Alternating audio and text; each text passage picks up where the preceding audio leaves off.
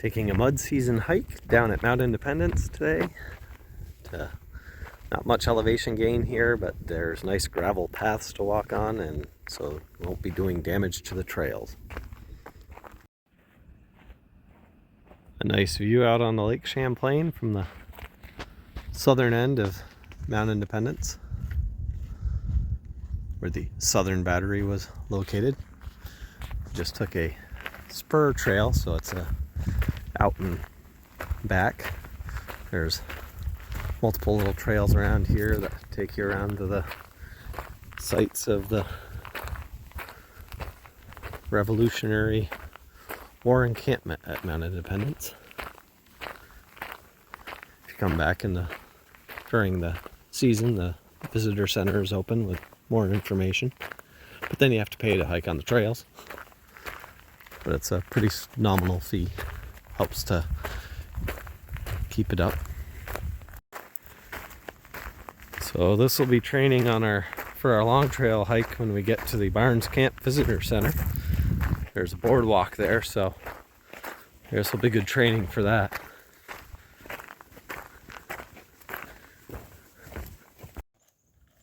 Tupt was noticing that there's actually a switchback. Don't have a lot of those in Vermont, regardless of the elevation change. So even though it's a fairly minor elevation change, the trail is switchbacked here, which makes it for pretty easy walking. March 17th, and it sounds like spring. Not very typical for Vermont this early.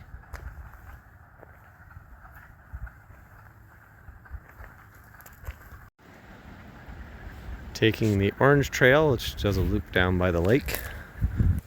We'll see if it gets, right now it feels pretty firm, but if it gets soft, we'll just turn around and go back. There, some long trail practice for us. We've got a blowdown on the trail, so we've got to step over it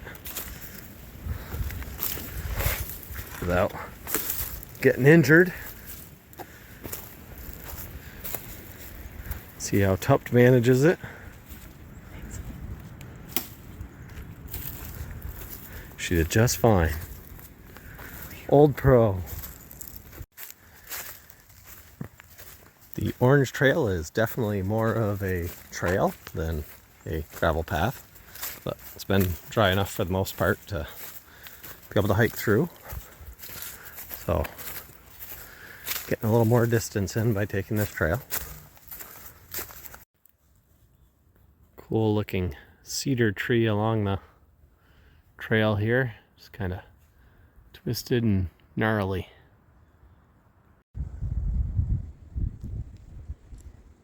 We are currently on the edge of Lake Champlain, and we're looking back toward the Green Mountains, spying some of the peaks that we will plan to traverse this summer.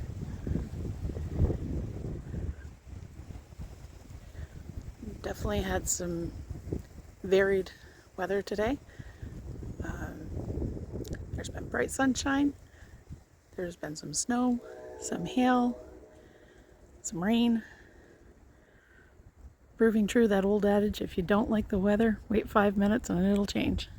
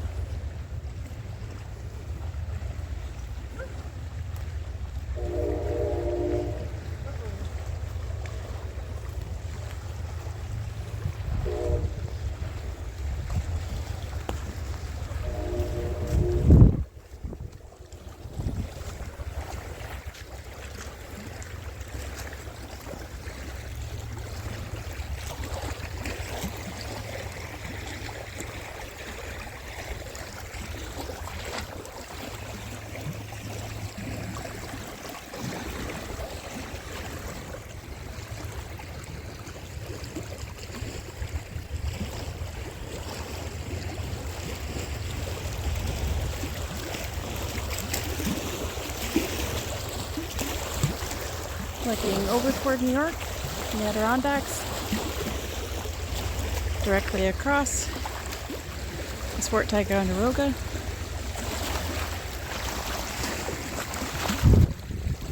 Heading over toward Vermont and Shoreham.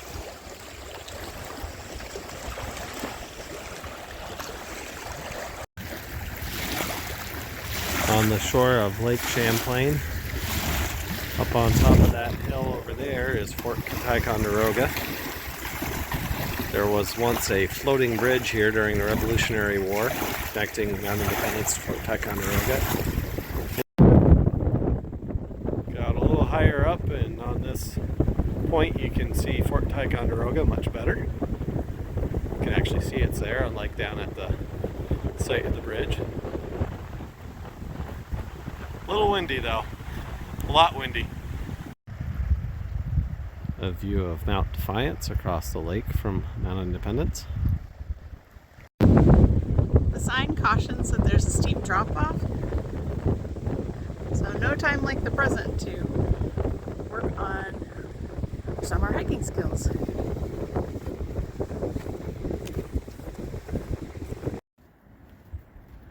Just finished up the orange trail, now we're on the blue trail. We'll be heading back to where we started eventually. So if you come to Mount Independence in mud season, I highly recommend staying off of the blue trail. It's definitely not a drier trail, so blue trail, bad. Be very nice in the summer when it's drier.